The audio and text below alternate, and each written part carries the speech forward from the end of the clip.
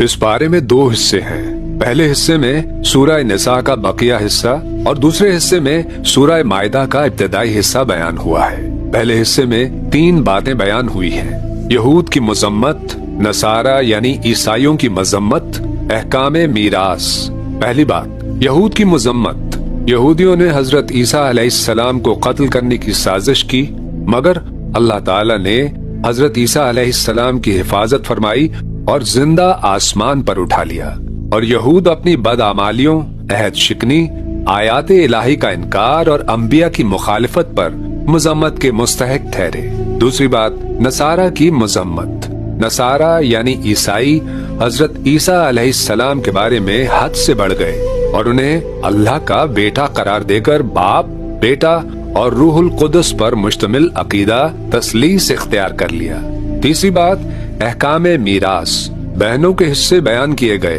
अगर एक बहन हो तो उसको आधा मिलेगा और एक से ज्यादा को 2/3, और अगर भाई भी हो तो लड़के को लड़की से दुगना मिलेगा।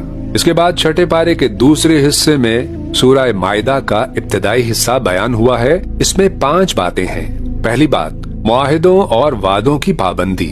यहाँ ये हिदायत दी गई है कि चाहे वादा अल्लाह के साथ हो या लोगों के साथ, हर जायज अहद और मुआहिदे को पूरी ईमानदारी के साथ निभाओ। दूसरी बात, हराम चीजों को बयान किया गया है, मसलन बहने वाला खून, खंजीर का गोश्त और गैर अल्लाह के नाम पर ज़िबा किया गया जानवर। तीसरी बात, तहारत का बयान हुआ, वुजू, तयम्मुम और गुस्ल के मसाइल। चौथी बात, हाबील और काबील का किस्सा।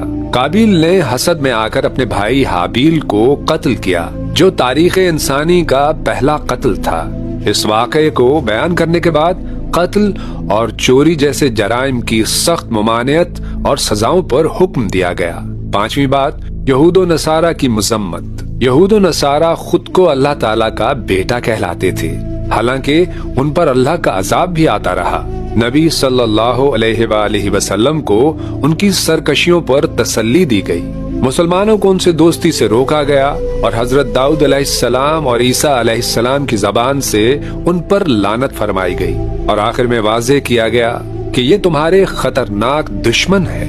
यूं गुजारें इस बरस रमजान को, अब समझ के पढ़ना है कुरान को।